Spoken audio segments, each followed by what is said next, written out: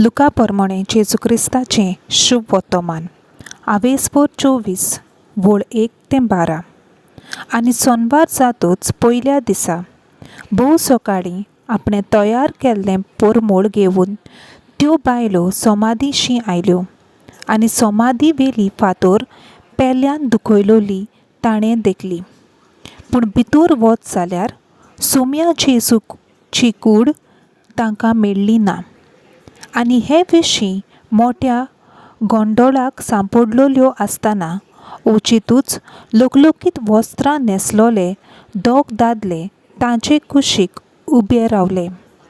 ताणें भियोवन काला मान घाली तेन्ना हांणी ताका म्हणलें, जिवो आसा ताका तुमी मेल्ल्या मोदें कित्याक म्हूण सोदतात? तो हांगा ना, ताका देवान पुनरुज्जीवंत केला। गालिलियांत आसतना तो तुमचे लागीं कितें उलयलोलो ताचो उगडास करात। ताणें अशें सांगलोलें, मनशाच्या पुताक देव पातकी मनशाचे आदीं करतलो, ताका खुर्सार मरूंक पावयतलो आनी तिसऱ्या दिसा ताका पुनरुज्जीवंत करतलो।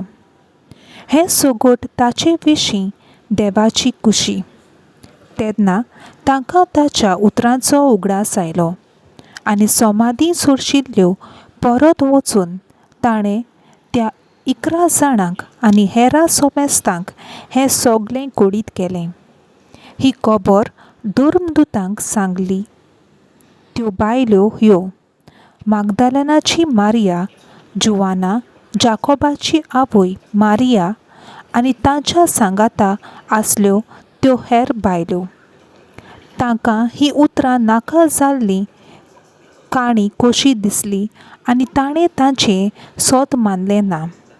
पूण पेद्रू उठून समाधीशी धांवून गेलो आनी वडो घालून ताणें ओली मात कुशीन दवरलेल्यो देखल्यो आनी कितें जालें काय म्हूण आपणाच भितर अजाप जावन तो परत गेलो।